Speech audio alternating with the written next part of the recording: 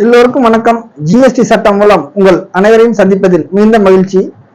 கடந்த 8 ஆண்டுகள் ஜிஎஸ்டி முடிந்துவிட்டது.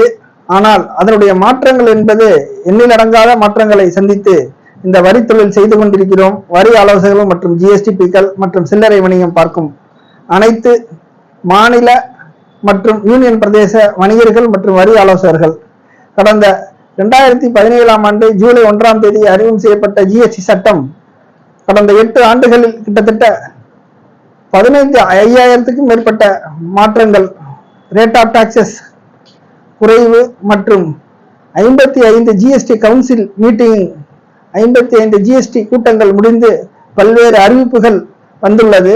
அவற்றையெல்லாம் நடைமுறைப்படுத்தக்கூடிய இந்த ஜிஎஸ்டி போர்ட்டல் என்று சொல்லப்படுகின்ற இன்ஃபோசிஸ் ஜிஎஸ்டி நெட்வொர்க் அதிரடி மற்றும் உடனடியாக செய்ய வேண்டும் என கட்டாயப்படுத்துவதால் கொஞ்சம் கொஞ்சமாக அழிந்து வரும் வரி தொழில் மற்றும் சில்லறை வணிகம் மற்றும் அதனை சார்ந்து தொழில் நடத்தக்கூடிய வரி ஆலோசகர்கள் மற்றும் ஜிஎஸ்டிபிக்கள் பற்றிய ஒரு கலகு பார்வை.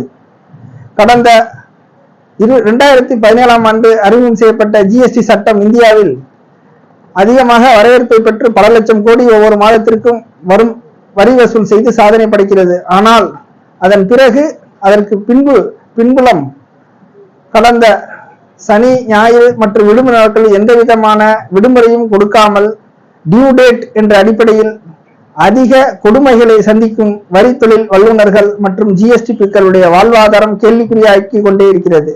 ஒரு சட்டம் என்றால் அனைவருக்கும் சமமாக இருக்க வேண்டும்.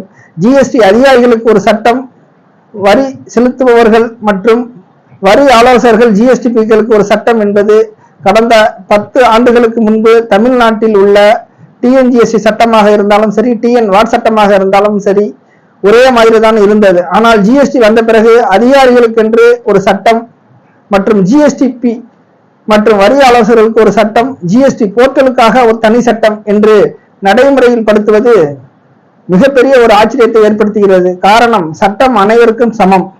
ஜிஎஸ்டியில் அதிகபட்ச பொருளாதார இழப்புகள் ஏற்படக்கூடிய வகையில் அதிக ஜிஎஸ்டி படிவங்கள் தாக்கல் செய்யவில்லை என்றால் தினசரி தாமத கட்டணம் என்று ஜிஎஸ்டி போர்ட்டல் மிகப்பெரிய மன உளைச்சலையும் பொருளாதார தண்டனையும் கொடுக்கப்படுகிறது.